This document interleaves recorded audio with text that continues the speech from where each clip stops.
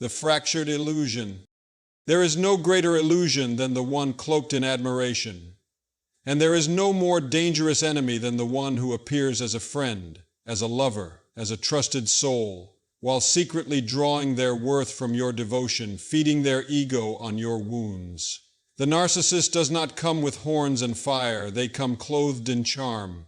But beneath that charm lies a torment so deep, a shame so suffocating, that their very survival depends upon deceiving both themselves and you. But what if the illusion could be dismantled? What if, by refusing to play your role in their fragile performance, you could shatter the very scaffolding that props up their false identity? This message is for the weary heart, the long-suffering soul who has danced too long in a theater built by lies. It is not a call to cruelty. It is a call to clarity, to courage, and to the quiet weaponry of truth. Let us explore the 6 ways, yes, 6 profound steps, by which the faithful can expose the deepest insecurities of the narcissist, not through vengeance, but through illumination. 1. Reveal the wound beneath the armor. The Lord is close to the brokenhearted and saves those who are crushed in spirit. Psalm 34:18. We live in a world that rewards image, not integrity, appearance, not substance. And in this world, the narcissist thrives, not because they are whole, but because they have mastered the art of pretending they are. But if we could peel back the mask they wear so effortlessly, what we would find beneath is not a villain with fangs, but a child with wounds. Not a titan, but a trembling soul that never learned how to feel without being punished for it. Let us begin here with the wound. Every narcissist, though they present themselves as impenetrable, is born of injury. Not always physical, not always obvious, but always profound. Somewhere in their early formation, something sacred was denied, the right to be seen as enough. Perhaps it was a cold parent who only offered approval in exchange for achievement. Perhaps it was inconsistent love, affection, given and withdrawn like currency. Or worse, a betrayal of trust that taught them that the world is not a safe place to be vulnerable in. Whatever the origin, the result is always the same. The soul begins to fracture, and in that fracture, a counterfeit self is born. Not because they are evil, but because they are terrified. Terrified of being forgotten, terrified of being rejected again, terrified that if they show their real self, it will be dismissed as unworthy. So they build an identity, not from truth, but from survival. They adorn themselves with confidence, but it is brittle. They speak with certainty, but it is rehearsed. They dominate not from strength, but from fear of being exposed. Everything becomes a performance, and everyone in their life becomes an audience, a mirror, a servant to their illusion. But here is the tragedy. Even they do not know who they truly are. After years, sometimes decades, of wearing the mask, they forget what lies beneath it. The child within becomes buried so deeply that it is no longer a part of the conscious mind, and so the mask hardens. The performance becomes permanent. Yet this false self is delicate. It cannot withstand the weight of real intimacy. It cannot handle criticism, even if spoken in love. It cannot endure moments where the spotlight fades.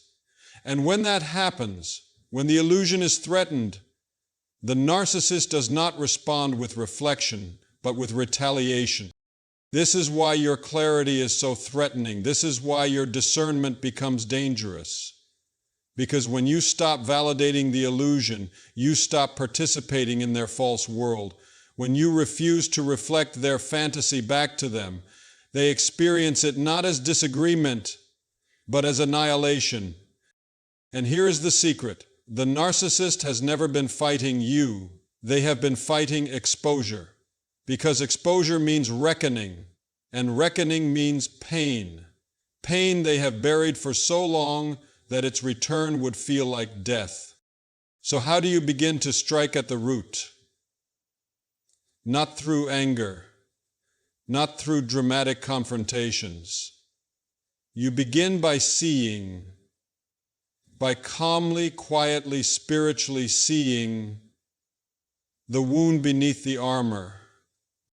Because once you see it, you are no longer seduced by the armor. You are no longer intimidated by the voice that once silenced you. You are no longer confused by the manipulation that once held you hostage. You are no longer caught in the spell of their charm, because you understand its purpose, to distract from the brokenness underneath. And in that moment, when you remain unmoved by their performance, you become the most dangerous person in the room, not because you intend harm, but because you no longer believe in the mask. You no longer bow to the illusion. To the narcissist, this feels like betrayal, but in truth, it is revelation. And that revelation begins to unwind their grip, not only over you, but over the false self they've built. The Word of God tells us, "The truth shall make you free." But let us remember, it often wounds before it liberates. And when you begin to walk in truth, those who rely on deception to survive will see your freedom as an act of violence. But beloved, it is not violence, it is light. It is the light that exposes the darkness they hoped would never be seen. It is the whisper of heaven that says, "You do not have to pretend anymore." But the narcissist cannot hear that whisper, not yet. Not while they are still clinging to the illusion with both hands. Not while they are still defending their mask with rage and charm and manipulation. But you have been chosen to see. Not everyone is given the eyes to discern the soul beneath the surface. Not everyone is called to walk through the fog and come out seeing clearly. But if you are reading these words, perhaps you are. And with that vision comes a responsibility, not to save them, but to save yourself. Because the longer you believe in the false version of them, the more you abandon the truest version of you. The longer you serve the illusion, the more you starve the part of your spirit that longs to live in truth. So begin here, not with battle, but with vision. And once you see clearly, once you withdraw your belief from the performance, the foundation of their illusion begins to crack. And from that crack will come desperation, the frantic need for validation, and that, dear soul, brings us to the next fracture in their fragile kingdom. 2. Deny them the validation they crave, for they loved human praise more than praise from God. John 12:43. Once you have seen through the armor, once the illusion has cracked in your mind, what comes next is the decision that will either collapse the structure or reinforce it. The decision to withhold validation. The narcissist cannot exist in isolation. Unlike the child of God, whose worth is rooted in divine truth, the narcissist has no internal compass for identity. They are a hollow vessel that must be filled from without. They depend desperately on others to reflect back a version of themselves that they have fabricated, not to be loved, but to feel real. They do not seek relationship, they seek reinforcement. Every conversation is a script, every moment an audition, and you, if you are not careful, become not a companion, but a co-star in a drama written to uphold their fragile self. What they want from you is not your heart, it is your agreement. They want you to nod when they boast, to flinch when they threaten, to praise when they perform, and most of all to mirror back their idealized image of themselves. That is the fuel, that is the addiction. But here lies the moment of liberation, not just for you, but for truth itself. The moment you withhold your validation. You do not need to fight. You do not need to accuse. You only need to stop playing your role. When you no longer give praise where praise was demanded, when you no longer react to every provocation, when your eyes no longer shimmer with admiration or fear, the performance begins to fall apart. At first they will panic, then they will plot, then they will punish, not because you have betrayed them, but because you have exposed them to the greatest terror they know, irrelevance. They will try flattery, they will try guilt, they will promise transformation. But listen carefully, not to their words, but to the intention behind them. It is not repentance, it is reclamation. They are not seeking you, they are seeking the version of themselves you used to reflect. This is where many falter. This is where the trap is reset. Because kind hearts, especially those rooted in faith, long to believe in change. We want to be forgiving. We want to see the best. We want to love as Christ loved. But love is not enabling. Mercy is not manipulation. And grace is not agreement with a lie. When you continue to validate someone who refuses to examine their own soul, you do not bring healing, you feed the disease. You do not lead them to light, you deepen their dependence on illusion. The Word of God says, speak the truth in love. And sometimes the most loving truth you can offer is silence. Not the silence of passivity, but the silence of refusal. The refusal to reward manipulation, the refusal to mirror delusion, the refusal to remain a character in someone else's fantasy. Because every time you withhold validation, you invite them into reality. You offer them the sacred discomfort of being unseen. And though they will rage, though they may recoil, this may be the first honest moment they've had in years. The narcissist does not know who they are without your gaze. But you, beloved, must come to know who you are without their approval. You are not their mirror. You are not their echo. You are not the applause to their act. You are a soul formed in the image of the Most High God, and your value is not dependent upon being seen, but upon seeing clearly. So I ask you, with all tenderness, where in your life have you mistaken codependence for compassion?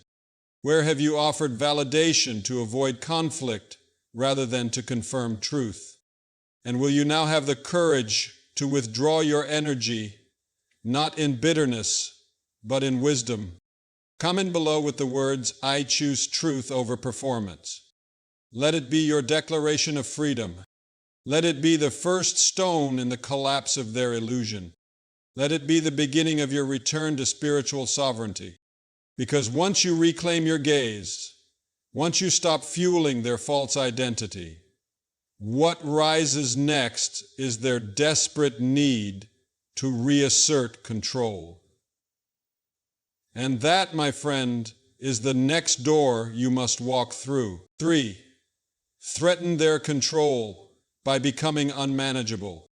You will know them by their fruits. Matthew 7:16. It is not your disagreement that terrifies the narcissist. It is your independence. It is not your words, but your will. For as long as you are predictable, as long as you respond within the parameters they have set, they believe they still reign. They do not merely crave control, they require it. It is not a preference of personality, it is the scaffolding of their survival. The narcissist does not build relationships. They construct systems of emotional governance. You are not invited to love freely. You are assigned a role. You are not known, you are managed. And as long as you remain compliant within the system, peace is maintained. But it is not peace born of mutuality. It is the fragile peace of performance, of coercion, of quietly suffocating under the weight of another's false reality. Control is their religion. Every interaction is a liturgy. Every boundary you set is a heresy. They do not seek partnership, they seek dominion. And once you begin to step outside their framework, even in subtle ways, they do not see it as maturity, they see it as mutiny. When you make choices that prioritize your health over their comfort, when you assert your time, your values, or your voice without prior permission, they are not merely offended, they are destabilized. Because the narcissist version of love is always conditional. You may exist as long as you exist within their reach. You may have opinions as long as those opinions do not contradict theirs. You may breathe, but only if you inhale on cue. But once you become ungovernable, once your spirit ceases to be a puppet on their string, you become something they cannot comprehend, a sovereign soul. Autonomy is not just inconvenient to the narcissist, it is a direct threat to their self-preservation. Why? Because your autonomy reveals that they are not God. And if they are not God, then their control is not divine, it is delusion. And their kingdom, rather than being glorious, is exposed as empty. So they do what tyrants have always done, they escalate. First with charm, then with confusion, then with chaos. They may attempt to flatter you back into submission, reminding you of how special you are, how unique your bond is. But notice, the praise is never about you. It is about your role in sustaining their sense of self. Should you resist, they pivot. The compliments become accusations. The warmth becomes withdrawal. The hand once stretched out in adoration now points at you in blame. This is not personal, it is structural. You have threatened their internal architecture, you have rattled the system they have spent a lifetime reinforcing, and in doing so you have brought them face to face with a reality they cannot control, a person they cannot bend, a boundary they cannot cross. This is why your freedom is so inflammatory, not because you have committed wrong, but because you have introduced a variable into their equation, the unknown. And the narcissist cannot abide the unknown. Their soul has been shaped by chaos in its earliest form. In childhood, perhaps it was an emotionally volatile parent, an inconsistent caregiver, a home where love was unpredictable and safety was conditional. To survive, they crafted a world where everything could be anticipated, manipulated, controlled. Now, your unpredictability, your spiritual awakening, unearths the very chaos they once buried. They are no longer able to predict your responses. Your silence no longer means guilt. Your distance no longer means fear. Your no longer means negotiation. It simply means no. And that, to them, is blasphemy. So they spiral. Not outwardly always, but inwardly. Their need for control sharpens. Their tactics intensify. They may monitor, accuse, triangulate, smear. But all of it, every shadow they throw, is the result of one light they cannot extinguish. Your refusal to be governed by their illusion. In becoming unmanageable, you have not rebelled. You have remembered who you are. You have not become defiant, you have become whole. And your very wholeness, your presence, untouched by their pressure, is now the greatest evidence of a world beyond their reach. A world where God, not their ego, sits on the throne. And for the narcissist, that truth is not just unsettling, it is unbearable. Because if they cannot control you, they must confront the only thing they truly fear, themselves. And in that confrontation, something ancient begins to rise, something they have buried beneath charm and cruelty alike, the root of it all, the shame they swore they would never feel again. And it is there that we now must go, for uncover the shame that drives them. The wicked flee when no one pursues, but the righteous are bold as a lion. Proverbs 28:1. If you ever wonder why the narcissist reacts so violently to correction, so disproportionately to criticism, so defensively to boundaries, you must look beneath their pride and discover the engine that drives it all. Shame. Not the kind of shame that humbles a heart toward repentance. No, this is shame unprocessed. Shame that calcifies, not sanctifies. Shame not as an opportunity for reflection, but as a toxin sealed tightly in the soul. hidden, denied, but never gone. To the outside world, the narcissist appears impervious. They shrug off critique. They sneer at confrontation. They carry themselves with the kind of untouchable arrogance that makes others second-guess their own discernment. But this is not strength. It is anesthesia. It is emotional Novocaine. It is the elaborate denial of a reality too painful to face. Because if the narcissist were to feel the shame buried beneath their grandiosity, it would dismantle everything they've built. Their identity would collapse under the weight of their own recognition. I am not who I pretend to be. Unlike guilt, which acknowledges I did something wrong, shame whispers a darker lie. I am something wrong. And this message, if received in early life without correction, without comfort, without Christ, becomes a scar across the soul that no amount of worldly success can erase. And so they build, layer upon layer, a false self, designed not for relationship, but for protection. This persona is impressive, confident, even magnetic, but it is not real. It is a costume stitched together with denial and worn so long that they've forgotten what they look like without it. But shame is not so easily silenced. It does not disappear. It hides in the echoes of rejection. It seeps into the cracks of failure.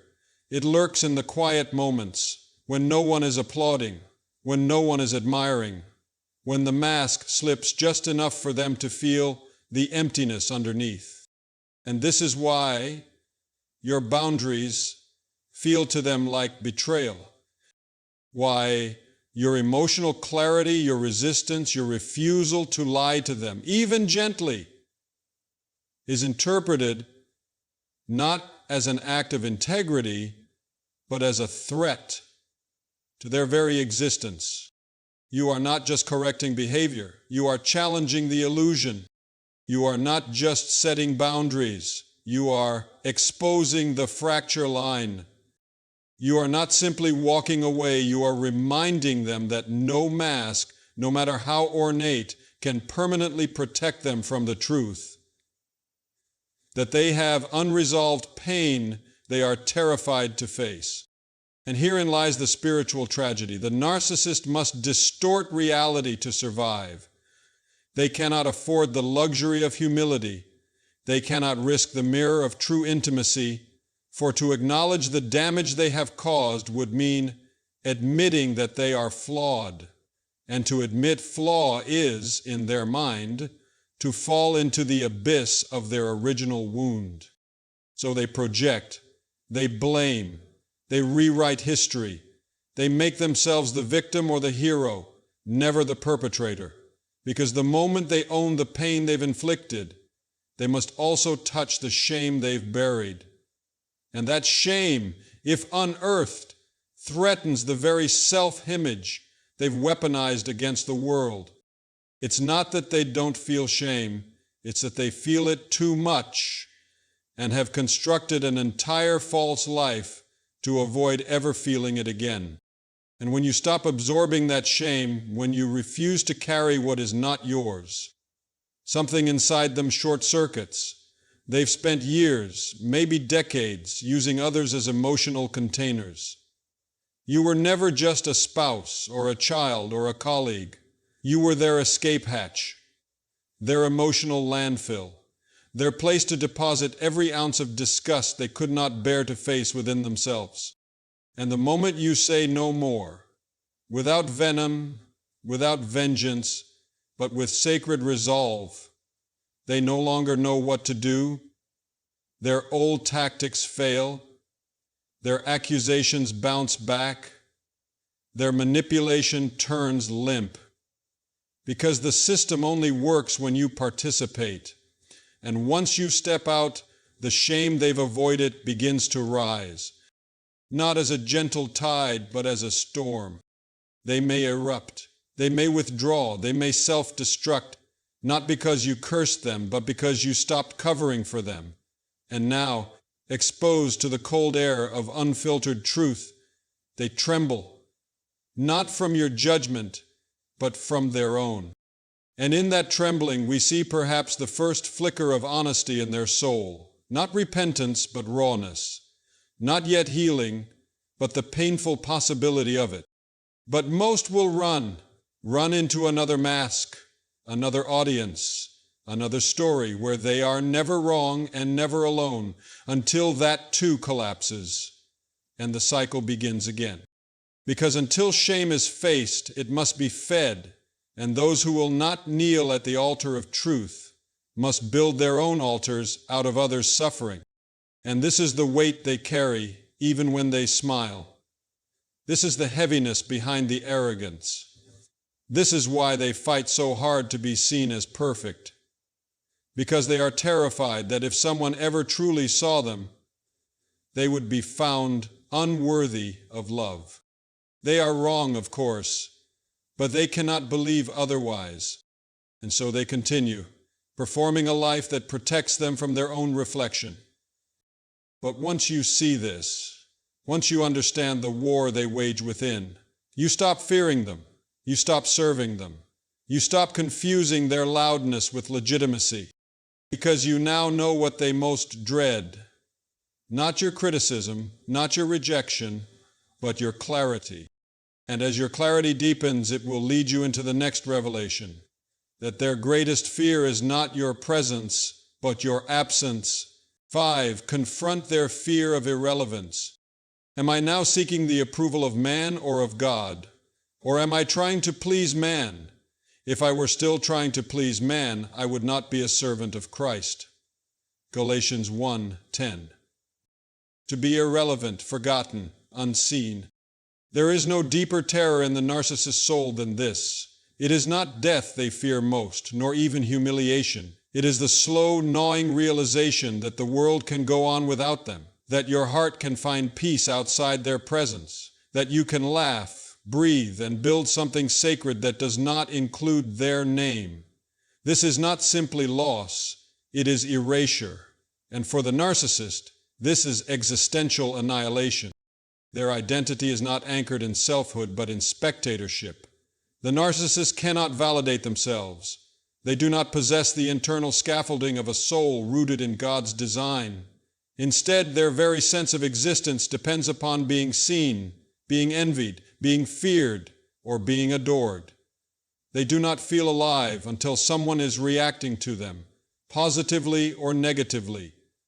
The emotion is not the point, the attention is. Without a witness, the performance ceases to have purpose, and without purpose, they begin to disintegrate. This is why they keep returning, even after burning bridges to ash. They do not return out of love, they return out of panic, because your silence becomes louder than any word you've ever spoken. It says, I no longer see you as central, and that strikes at the very core of their delusion.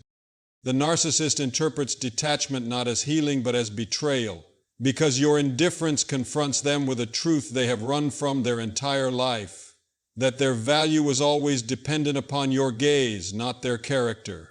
And when you stop looking, stop responding, stop reacting, the curtain drops. The actor is left on a stage, not booed, not praised, just alone. And in that quiet, something they cannot suppress begins to rise. The question they've buried beneath every insult, every manipulation, every lie. Who am I if no one is watching? To the child of God, that question leads us home. It invites us into the presence of a Creator who sees us even in the shadows. It brings us closer to the quiet dignity of living for an audience of one. But to the narcissist, that question is unbearable, because they have spent a lifetime avoiding the answer. They do not want truth. They want reflection. They want your face to tell them they are powerful, wanted, irreplaceable. When your face disappears, so does their image of themselves. So they will rage, not necessarily out loud, but internally, viscerally. You will see it in the flurry of activity they engage in after you withdraw. A new relationship, a new job, a new narrative where they are the wronged one. They may even appear to be thriving, but beneath that busyness lies desperation, because all of it is an attempt to replace the mirror you once were, not because they miss your soul, but because they miss the way it made them feel. And this is what the world often misunderstands. People say narcissists are obsessed with themselves, but that is only half true. They are obsessed with being seen. Their obsession is not with their soul, it is with the image of themselves projected through others. This is why they chase fame, why they inflate their resume, why they retell stories where they always emerge as the genius, the hero, the martyr. Because without applause, the silence is unbearable. The silence reminds them that they are not the main character in everyone else's life, that they can be forgotten, that they can be replaced, that the stage can be torn down without notice. And that, beloved, is where your absence becomes holy. You do not need to humiliate them. You do not need to prove them wrong. You simply need to stop performing. And when you do, when your attention returns to Christ, when your energy returns to your healing, when your thoughts are no longer orbiting their world, they will feel it. Not like a sharp slap, but like a creeping void. A void that cannot be filled with noise or conquest or the next supply. And that void is the place where God does His greatest work. But the narcissist must choose whether to let him in or keep running. Most will run, but you must not. You must remain where grace is. You must remain where stillness exposes truth. You must remain in the knowledge that your value was never meant to come from them, and neither was theirs. The tragedy is not just that they tried to be God over your life.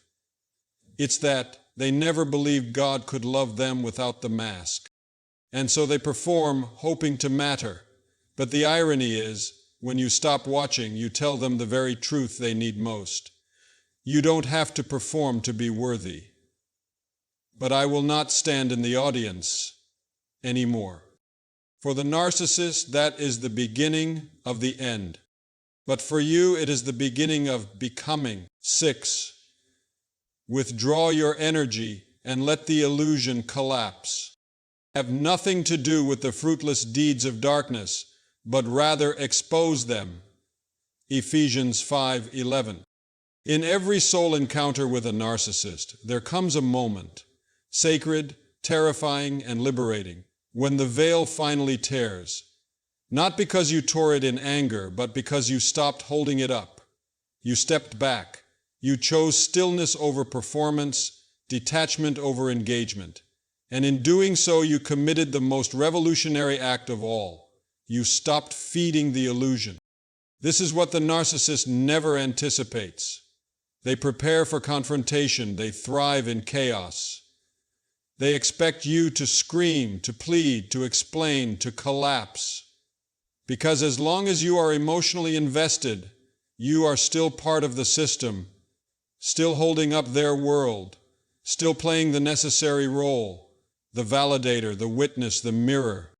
But when you withdraw, not with hatred, but with clarity, something happens that they cannot control.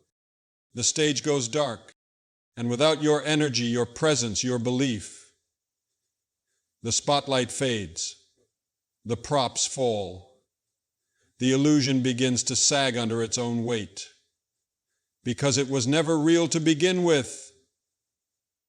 It was real only as long as someone agreed to pretend it was. The narcissist does not collapse when you argue, they collapse when you disengage. Because your silence is not emptiness, it is exposure. Your absence is not cruelty, it is confrontation. It says, I see you now, and I will not participate.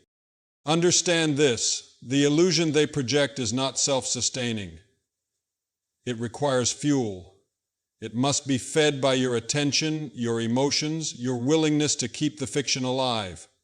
Once you unplug from that current, the performance dims. And in the absence of your energy, they are forced to meet the one presence they cannot manipulate, themselves. At first, they may retaliate, not because they miss you, but because they miss what you provided. They may love bomb, rage, smear, or retreat into silence. All of it, every tactic, is a desperate attempt to get the machine working again, to get you back into the script, to get the energy flowing. But if you remain silent, if you remain resolute, the machine grinds to a halt, because your energy was the generator, your belief was the scaffolding, and now they stand alone, without audience, without applause, without echo. And the silence becomes deafening. They may rush to fill it with new relationships, new stories, new identities. They may try to convince the world and themselves that they are thriving without you, but beneath the surface, the panic grows. Because deep down, in the still corners of the night, they know the truth. You saw them, you left, and you didn't come back. That knowledge is shattering, because it means they weren't in control. It means their spell wore off. It means their power had limits. And that realization, though never spoken aloud, haunts them. Because it was your departure, not your argument, that exposed the hollow core of their identity. This is the paradox. What defeats the narcissist is not destruction, but distance. Not fire, but detachment. Not revenge, but refusal. You do not need to break them. You only need to bless yourself with distance. And in doing so, the truth comes forth not with noise, but with a holy quietness. That they were never as powerful as you feared. That you were never as powerless as you felt. That the prison door was never locked. It only required the will to walk away. And when you walked, the illusion began to die. It will not die quickly. It will not die without protest. But it will die because it cannot survive the absence of your attention. It cannot survive the loss of your light. And it cannot resurrect itself without a soul to feed on. In that death, a new life begins, not for them, but for you. A life built not on illusion, but on truth. Not on performance, but on presence. Not on survival, but on peace. And here is the final secret.